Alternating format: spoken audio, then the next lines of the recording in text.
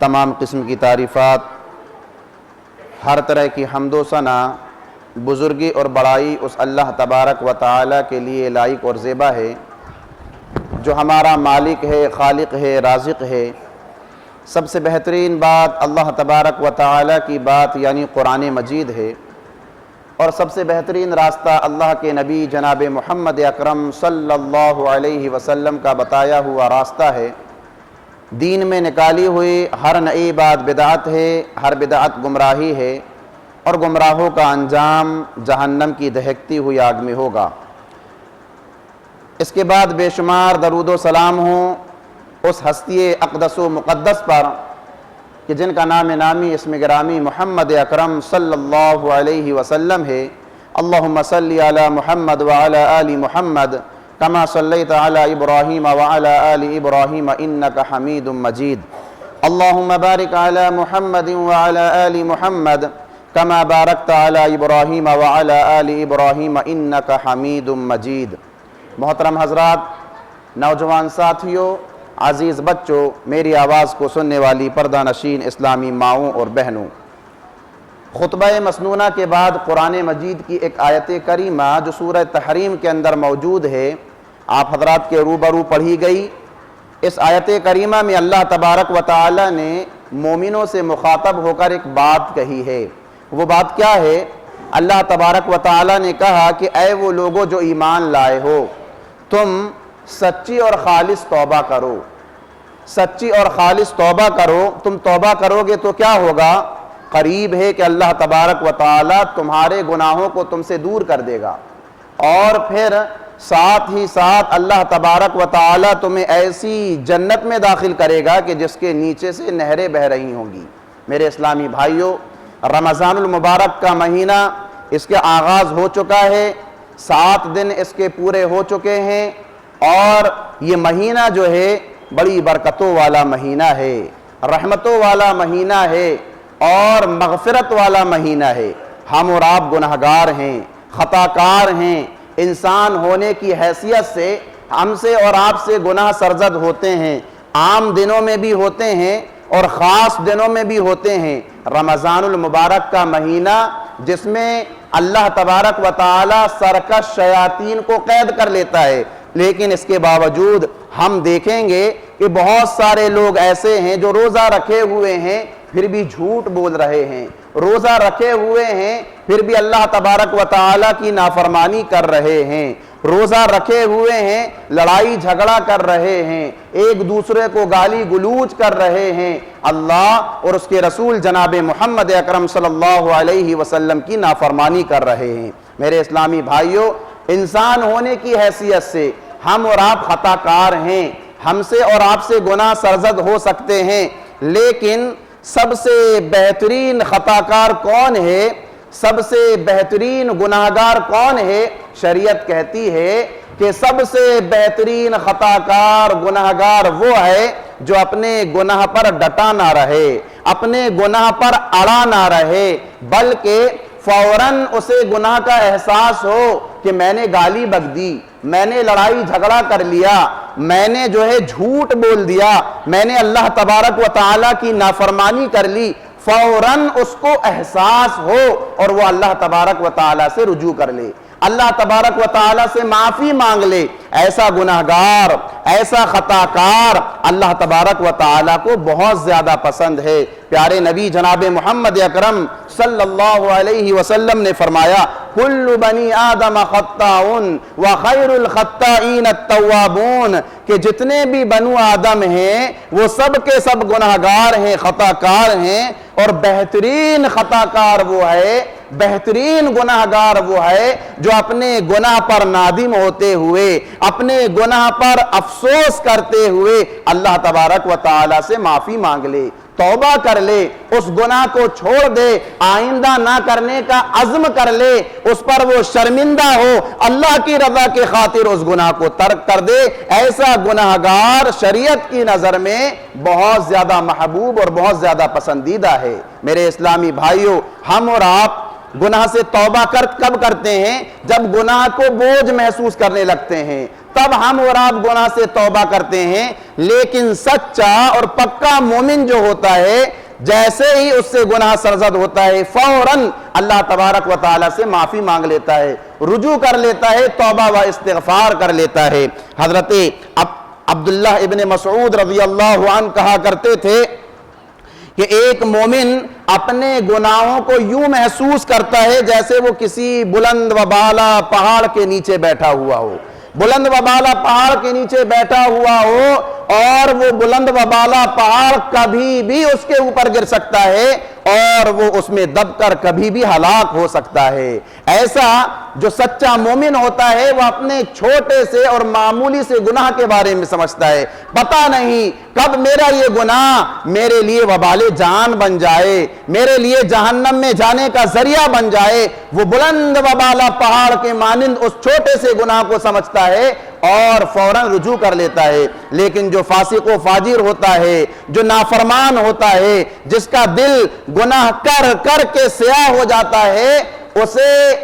جب وہ چھوٹا گناہ تو بہت دور کی بات, بڑے سے بڑا گناہ جب وہ کرتا ہے تو اسے ایسا محسوس ہوتا ہے کہ ناک کے اوپر کوئی مکھی آ کر کے بیٹھی ہو اور اس نے اسے اپنے ہاتھ سے اڑا دیا ہو. اس گناہ کو وہ معمولی سمجھتا ہے, حقیر سمجھتا ہے. میرے اسلامی بھائیوں, ہم اور آپ خود اپنا جائزہ لیں کہ ہم روزمرہ ہم جو اعمال کر رہے ہیں, ہمارے اعمال اللہ کو راضی کرنے والے زیادہ ہیں یا اللہ تبارک و تعالیٰ کو ناراض کرنے والے زیادہ ہیں. ہم اپنی روزمرہ کی زندگی کا جائزہ لیں. چھوٹے چھوٹے گناہ تو بہت دور کی بات, بڑے بڑے گناہوں میں ہم الجھے ہوئے ہیں, بڑے بڑے گناہوں میں ہم اور آپ ملوث ہیں. جھوٹ ہم بول رہے ہیں, دھوکہ ہم دے رہے ہیں, امانت میں خیانت ہم کر رہے ہیں, روزہ ہم نہیں رکھ رہے ہیں, اللہ کی نافرمانی ہم کر رہے ہیں, ایک دوسروں کی غیبت ہم کر رہے ہیں, چغلی ہم کر رہے ہیں, ایک دوسروں کو برا بھلا ہم کہہ رہے ہیں, تعلقات کو ہم توڑ رہے ہیں. یہ بڑے بڑے گناہ ہیں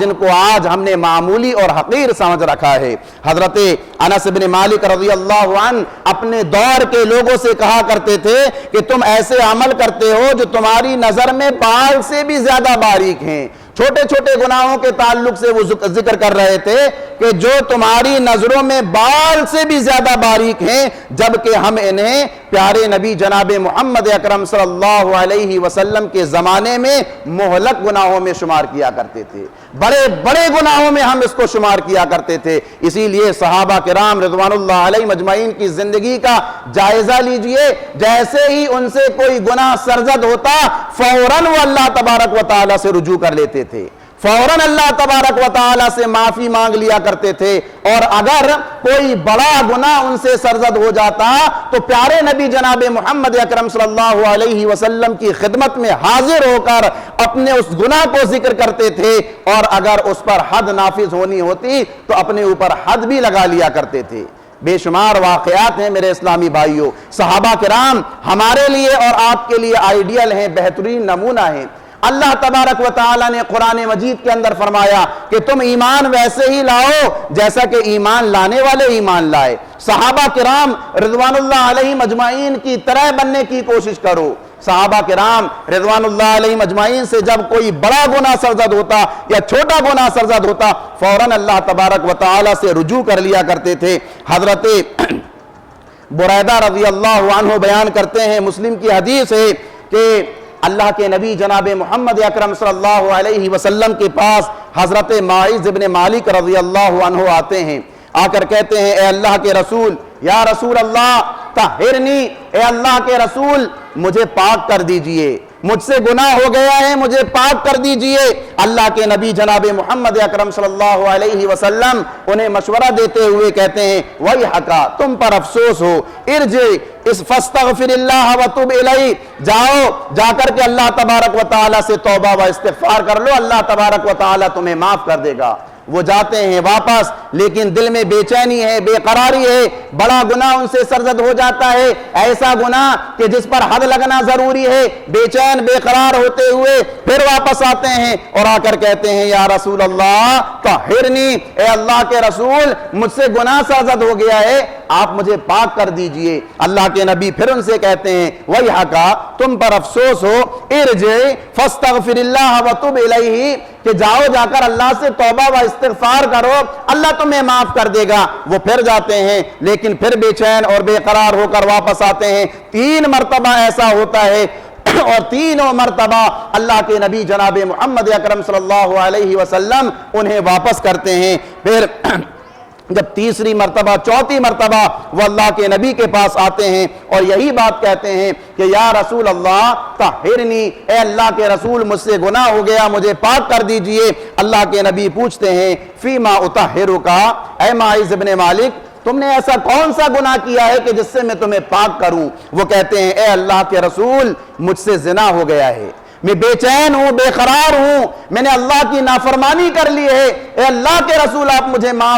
مجھے پاک کر دیجئے۔ اللہ کے نبی جناب محمد اکرم صلی اللہ علیہ وسلم کے ساتھ اور بھی صحابہ کرام بیٹھے ہوئے تھے۔ اللہ کے نبی ان سے پوچھتے ہیں کیا ان کا دماغی توازن بالکل ٹھیک ٹھاک ہے؟ کہیں ایسا تو نہیں کہ ان کا دماغی توازن گڑبڑ ہو گیا ہو؟ ایک صحابی رسول کہتے ہیں اے اللہ کے رسول ان کا دماغی توازن بالکل ٹھیک ٹھاک ہے۔ پھر اللہ کے نبی پوچھتے ہیں کہیں انہوں نے شراب تو نہیں پی رکھی کہ نشے کی حالت میں بار بار میرے پاس آ رہے ہیں اور کہہ رہے ہیں کہ مجھے پاک کر دیجئے؟ ایک صحابی رسول کھڑے ہوتے ہیں، ان کے منہ کو سونگھتے ہیں اور کہتے ہیں اے اللہ کے رسول انہوں نے شراب بھی نہیں پی رکھی۔ اللہ کے نبی جناب محمد اکرم صلی اللہ علیہ وسلم پھر ان سے پوچھتے ہیں کیا واقعی تم سے زنا سرزد ہوا ہے، اللہ کی نافرمانی سرزد ہوئی ہے؟ وہ کہتے ہیں ہاں اللہ کے رسول مجھ سے زنا ہو گیا، اللہ کی نافرمانی ہو گئی، اب مجھے آپ پاک کر دیجئے ورنہ میری دنیا بھی برباد ہو جائے گی، میری آخرت بھی برباد ہو جائے گی۔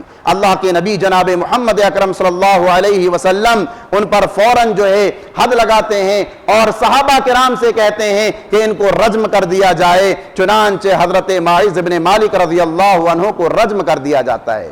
رجم کر دیا جاتا ہے، ایک گڑھا کھود کر سینے تک انہیں دفن کیا جاتا ہے اور پتھروں سے مار مار کر انہیں رجم کر دیا جاتا ہے۔ صحابہ کرام رضوان اللہ علیہم اجمعین کے درمیان 2 گروہ بن جاتے ہیں، 2 گروپ بن جاتے ہیں۔ ایک گروہ کہتا ہے کہ معاذ ابن مالک تو ہلاک ہو گئے، وہ برباد ہو گئے، ان کو ان کے گناہ نے تباہ و برباد کر کے رکھ دیا۔ دوسرا گروہ کہتا ہے نہیں، معاذ ابن مالک یہ برباد نہیں ہوئے، یہ ہلاک نہیں ہوئے، بلکہ ان کو اپنے گناہ کا احساس ہوا،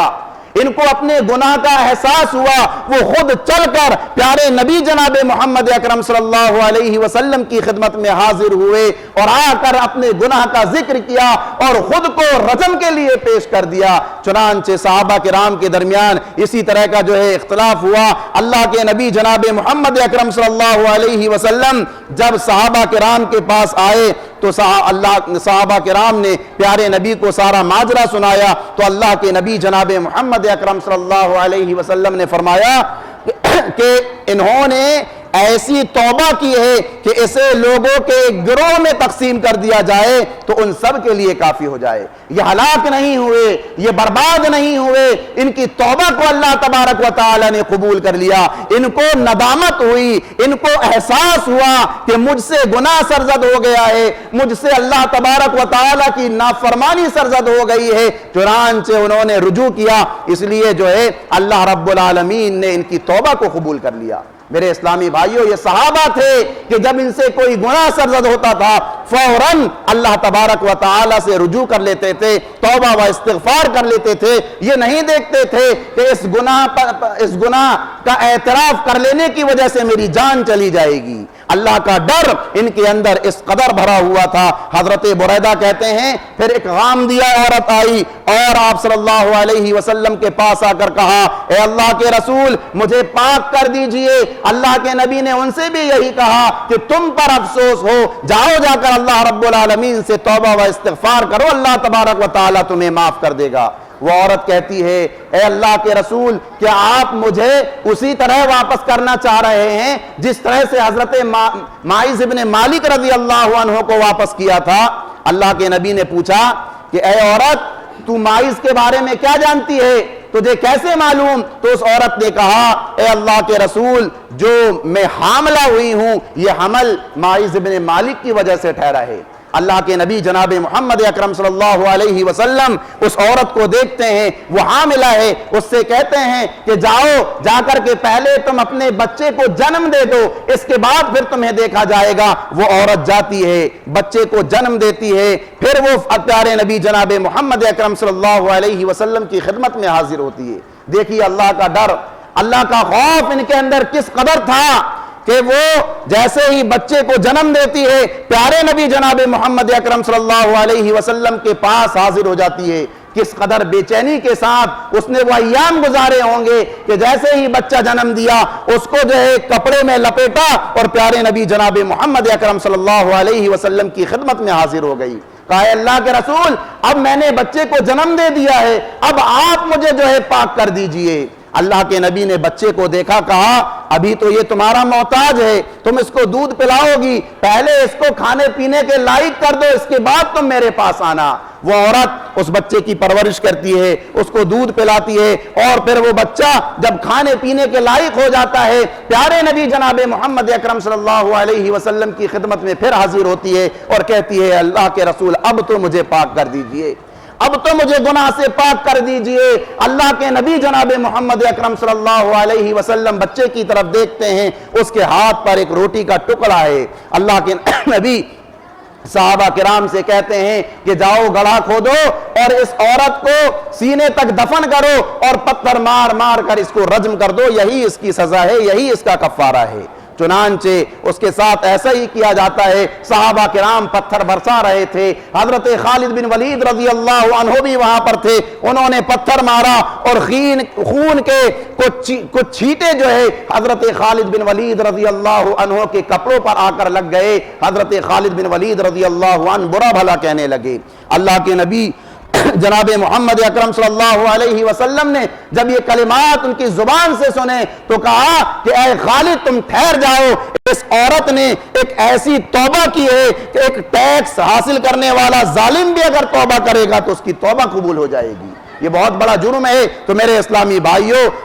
جو ہے صحابہ کرام رضوان اللہ علیہم اجمعین کی زندگی کا ہم اور آپ جب جائزہ لیں گے تو صحابہ کرام رضوان اللہ علیہم اجمعین انسان ہونے کی حیثیت سے ان سے بھی گناہ سرزد ہوتے تھے، ان سے بھی جو ہے اللہ کی نافرمانیاں سرزد ہو جایا کرتی تھیں، لیکن اس پر وہ ڈٹے نہیں رہتے تھے، اس پر وہ اڑے نہیں رہتے تھے، فوراً اللہ تبارک و تعالی سے توبہ و استغفار کر لیا کرتے تھے، رجوع کر لیا کرتے تھے۔ تو ہمیں بھی ایسا ہی ایمان لانا ہے جیسا صحابہ کرام رضوان اللہ علیہم اجمعین نے لایا۔ انسان ہونے کی حیثیت سے ہم سے بھی گناہ سرزد ہوتے ہیں اور بہت زیادہ ہم سے اور آپ سے گناہ سرزد ہوتے ہیں۔ ہم اٹھتے ہی اللہ کی نافرمانی کرتے ہیں نماز چھوڑ کر، جب ہم کسی سے گفتگو کرتے ہیں تو غیبت اور چغلی ہماری زبان سے آتی ہے۔ اسی طرح سے پتہ نہیں کون کون سے گناہ ہم اور آپ جو ہے دن بھر کرتے ہیں۔ ہمیں اپنے گناہوں پر ندامت ہونی چاہیے، احساس ہونا چاہیے، یہ سوچنا چاہیے کہ ہم نے آج کتنی مرتبہ اللہ تبارک و تعالیٰ کی نافرمانی کی،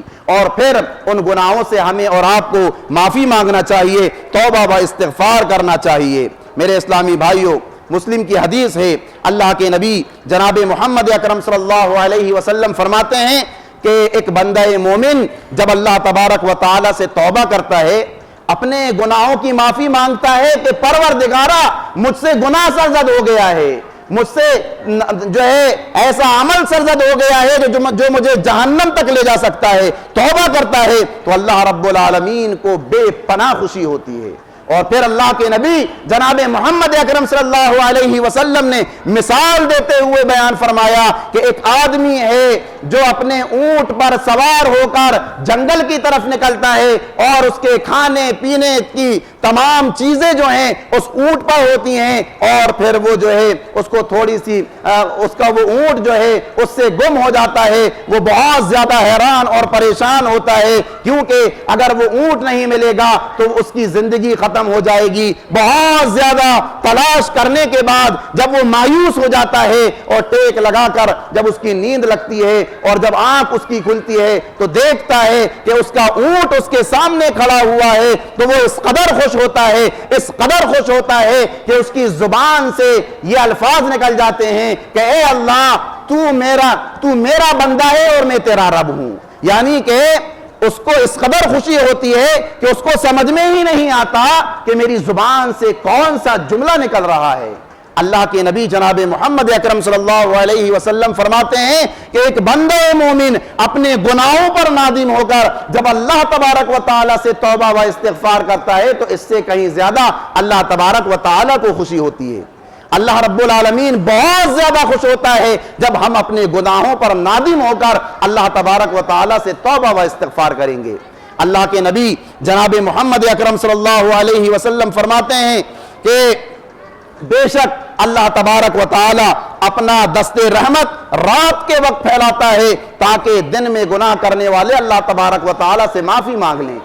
اور دن میں اللہ تبارک و تعالی اپنا دست رحمت پھیلاتا ہے تاکہ رات میں اللہ کی نافرمانی کرنے والے اللہ تبارک و تعالی سے توبہ و استغفار کر لیں۔ میرے اسلامی بھائیوں، یہ موقع جو ہمیں اور آپ کو ملا ہے، ہم جو جی رہے ہیں، سانس لے رہے ہیں، اور تو ہمیں اور آپ کو جو ہے اپنے گناہوں پر نادم ہو کر اللہ تبارک و تعالی سے معافی مانگنا چاہیے، اپنے گناہوں سے معافی مانگنا چاہیے، اس پر ڈٹے نہیں رہنا چاہیے، جمے نہیں رہنا چاہیے۔ اس سے بڑا بدنصیب اور انسان اور کون ہو سکتا ہے کہ رمضان المبارک کے اس عظیم اور مبارک مہینے میں اپنے گناہوں کو معاف نہ کرا سکے، اپنے گناہوں سے توبہ و استغفار نہ کر سکے۔ اللہ کے نبی جناب محمد اکرم صلی اللہ علیہ وسلم فرماتے ہیں کہ چھوٹی چھوٹی نیکیوں پر بھی یاد رکھیے گا، ہم اور آپ جو چھوٹی چھوٹی نیکیاں کرتے ہیں، اللہ رب العالمین ان چھوٹی چھوٹی نیکیوں سے بھی جو ہے ہمارے اور آپ کے گناہوں کو معاف کر دیتا ہے۔ تو ہمیں جو ہے اپنے گناہوں کو معاف کرانے کے جو بھی اسباب ہیں، ان اسباب کو جو ہے اختیار کرنا چاہیے، اس سے دور نہیں بھاگنا چاہیے۔ اللہ کے نبی جناب محمد اکرم صلی اللہ علیہ وسلم فرماتے ہیں کہ ایک آدمی راستے پر چل رہا تھا، اس کو راستے پر ایک کانٹے دار ٹہنی ملی، تو اس نے جو ہے یہ سوچ کر کے اس ٹہنی کو وہاں سے ہٹا دیا کہ لوگ پریشان ہوں گے۔ اللہ رب العالمین کو اس کا یہ عمل اس قدر پسند آیا کہ اللہ رب العالمین نے اس کے گناہوں کو معاف کر دیا اور اس کو اپنی جنت میں داخل کر دیا۔ تو ہمیں اور آپ کو جو اسباب ہیں، اللہ رب العالمین سے ہمیں اور آپ کو دعائیں کرنا چاہیے، اور جو بھی نیکیاں ہیں ان پر ہمیں جم کر کے اپنے گناہوں کو معاف کرانے کی کوشش کرنی چاہیے۔ یاد رکھیے میرے اسلامی بھائیوں، اگر ہمارے اندر یہ احساس پیدا ہو گیا کہ ہمیں اپنے گناہوں سے اللہ تبارک و تعالیٰ سے معافی مانگنی ہے، تو کچھ چیزوں کا خیال رکھتے ہوئے ہمیں اور آپ کو اللہ تبارک و تعالیٰ سے توبہ و استغفار کرنا چاہیے۔ سب سے پہلی شرط یہ ہے کہ جب بھی ہم اللہ رب العالمین سے توبہ و استغفار کریں تو خلوص کے ساتھ کریں، اخلاص کے ساتھ، اللہ کی رضا کے خاطر، اللہ کو راضی کرنے کے لیے، لوگوں کو منانے کے لیے یا لوگوں کو خوش کرنے کے لیے نہیں، بلکہ اللہ کی رضا کے خاطر ہمیں اور آپ کو توبہ و استغفار کرنا چاہیے۔ اسی طرح سے جو بھی گناہ ہم سے سرزد ہو گیا ہے تو اس پر ندامت و شرمندگی کا اظہار ہونا چاہیے، شرمندہ ہوں کہ ہم سے یہ کون سا گناہ سرزد ہو گیا۔ اسی طرح سے اس گناہ کو چھوڑ دینا چاہیے اور مستقبل میں گناہ نہ کرنے کا عزم کرنا چاہیے کہ آئندہ ہم کبھی اس گناہ کے قریب بھی نہیں جائیں گے۔ مستقبل میں اس گناہ کو نہ کرنے کا عزم ہو، یہ الگ بات ہے کہ آگے چل کر کے وہ گناہ ہم سے اور آپ سے ہو جائے، لیکن توبہ کرتے ہوئے یہ عزم ہونا چاہیے، یہ ٹھان لینا چاہیے کہ اب ہم اس گناہ کو کبھی کریں گے نہیں۔ اور اسی طرح سے توبہ کا دروازہ بند ہونے سے پہلے اللہ تبارک و تعالیٰ سے جو ہے توبہ و استغفار کر لینا چاہیے۔ اور ایک بندہ مومن کا دروازہ توبہ کا اس وقت بند ہو جاتا ہے جب اس کی موت کا وقت قریب آ جاتا ہے، یعنی کہ اس کی روح قبض ہونے لگتی ہے، پھر وہ توبہ و استغفار کرے گا۔ اللہ تبارک و تعالی غرغرے کی حالت جس کو کہا جاتا ہے، جان کنی کی حالت، اس وقت اس کی توبہ قبول نہیں ہوتی۔ اسی طرح سے توبہ کا دروازہ جب دجال کا ظہور ہو جائے گا اور سورج مشرق کے بجائے مغرب سے طلوع ہوگا تو توبہ کا دروازہ بند ہو جائے گا۔ تو یہ شرائط ہیں۔ اور ایک چھٹی شرط یہ ہے کہ اگر ہم نے کسی کے حقوق کو ہڑپ کر لیا ہے اور ہمیں یہ احساس ہو گیا کہ ہم سے جو ہے اللہ کی نافرمانی ہوئی ہے، ہم توبہ کر رہے ہیں، تو اگر کسی کے حق کو ہم نے ہڑپا ہے تو پہلے جو ہے اس کے اس حق کو واپس کیا جائے، پھر اللہ تبارک و تعالیٰ سے معافی مانگی جائے۔ ایسا نہ ہو کہ کسی کے حق کو ہم نے ہڑپ بھی لیا اور پھر اللہ رب العالمین سے توبہ کر رہے ہیں، ایسی توبہ کو اللہ تبارک و تعالیٰ قبول نہیں کرتا۔ اس کے لیے ضروری یہ ہے کہ کسی کے مال کو ہم نے چھین لیا، کسی کی زمین پر ہم نے قبضہ کر لیا، پہلے وہ چیز اس کو واپس کی جائے اور پھر اللہ تبارک و تعالیٰ سے توبہ و استغفار کیا جائے۔ کچھ اذکار ہیں میرے اسلامی بھائیوں، ان اذکار کا بھی ہمیں اور آپ کو خیال رکھنا چاہیے اگر ہم چاہتے ہیں کہ ہمارے گناہوں کو اللہ تبارک و تعالی معاف کر دے۔ سب سے پہلا ذکر کیا ہے؟ اللہ کے نبی جناب محمد اکرم صلی اللہ علیہ وسلم نے فرمایا کہ جو بھی انسان دن میں 100 مرتبہ اس کو پڑھے گا، کون سی دعا ہے؟ سبحان اللہ و بحمدہ، سبحان اللہ و بحمدہ، اس کو اگر دن میں اگر کوئی بندہ مومن 100 مرتبہ پڑھتا ہے، اللہ تبارک و تعالی اس کے سارے گناہوں کو معاف کر دیتا ہے، گرچہ اس کے گناہ سمندر میں پائے جانے والے جھاگ کے برابر کیوں نہ ہو، اتنے زیادہ کیوں نہ ہو، اگر 100 مرتبہ اس نے سبحان اللہ و بحمدہ پڑھ لیا، اللہ تبارک و تعالی اس کے تمام ان گناہوں کو، جو صغیرہ گناہ ہیں، چھوٹے چھوٹے گناہ ہیں، ان کو اللہ تبارک و تعالی معاف کر دیتا ہے۔ بڑے بڑے گناہوں کے لیے توبہ ضروری ہے، اور یہ چھوٹے چھوٹے گناہوں کو معافی کے لیے یہ ذکر ہی کافی ہیں۔ اسی طرح سے اللہ کے نبی جناب محمد اکرم صلی اللہ علیہ وسلم نے فرمایا کہ جو یہ کہے کہ استغفر اللہ الذی لا الہ الا هو الحی القیوم واتوب الیہ، اللہ تبارک و تعالی اس کے بھی گناہ کو معاف کر دیتا ہے، گرچہ وہ جنگ کے میدان سے بھاگ کر ہی کیوں واپس نہ آیا ہو۔ کتنی بڑی فضیلت ہے میرے اسلامی بھائیوں۔ تو ہمیں اور آپ کو جو ہے زیادہ سے زیادہ اس رمضان المبارک کے مہینے میں اپنے گناہوں کو یاد کر کے اللہ تبارک و تعالی سے معافی مانگنا چاہیے، توبہ و استغفار کرنا چاہیے، نادم ہونا چاہیے، اور برائیوں سے، گناہوں سے اپنے آپ کو دور رکھنے کی کوشش کرنی چاہیے۔ یہی چند اہم اور ضروری باتیں تھیں توبہ و استغفار کے تعلق سے۔ اللہ تبارک و تعالی سے دعا ہے، الہ العالمین، ہم گناہگار ہیں، ہم خطا کار ہیں، ہم نے اپنی زندگی میں جان بوجھ کر گناہ کیے، ہم سے انجانے میں بھی گناہ سرزد ہوئے۔ پروردگارہ تیری ذات غفور الرحیم ہے، تو گناہوں کو معاف کرنے والا ہے، ہم سے جو بھی گناہ سرزد ہوئے ان تمام کے تمام گناہوں کو تو معاف کر دے۔ الہ العالمین، ہم نے اپنی زندگی میں جو بھی ٹوٹی پھوٹی عبادتیں کی ہیں تو ان کو شرف قبولیت عطا فرما۔ الہ العالمین، ہم تمام کے تمام مسلمانوں کو ہر طرح کی برائیوں سے دور رکھ۔ الہ العالمین، جو بیمار ہیں، جو حادثات کا شکار ہو چکے ہیں، جن کو بڑی بڑی بیماریوں نے اپنے شکنجے میں لے لیا ہے، پروردگارہ تو ان کو شفاء کاملہ عاجلہ عطا فرما۔ ہماری ہی اپنی جماعت کے کچھ حضرات ہیں، کچھ بھائی ہیں، ایک بھائی ہیں ان کی والدہ وہ سخت بیمار ہیں اور وینٹیلیٹر میں ہیں، اور انہوں نے دعا کی درخواست کی ہے، پروردگارہ تو ان کے ساتھ خیر کا معاملہ کر، ان کے ساتھ آسانی کا معاملہ کر۔ اسی طرح سے ہماری ہی اپنی جماعت کے ایک اور بھائی ہیں محمود بھائی، وہ بھی جو ان کا بھانجا جو ہے وہ بھی کافی دنوں سے علیل ہے، کمزور ہے، اس کی دونوں کڈنیاں خراب ہو چکی ہیں، انہوں نے بھی دعا کی درخواست کی ہے، پروردگارہ تو بھی اس کو جو ہے شفاء کاملہ عاجلہ عطا فرما۔ الہ العالمین، ہم تمام کے تمام مسلمانوں کو بروز قیامت جہنم کی دہکتی ہوئی آگ سے بچا کر اپنی جنت میں داخل فرما۔ آمین ثم آمین، وآخر دعوانا ان الحمد للہ رب العالمین۔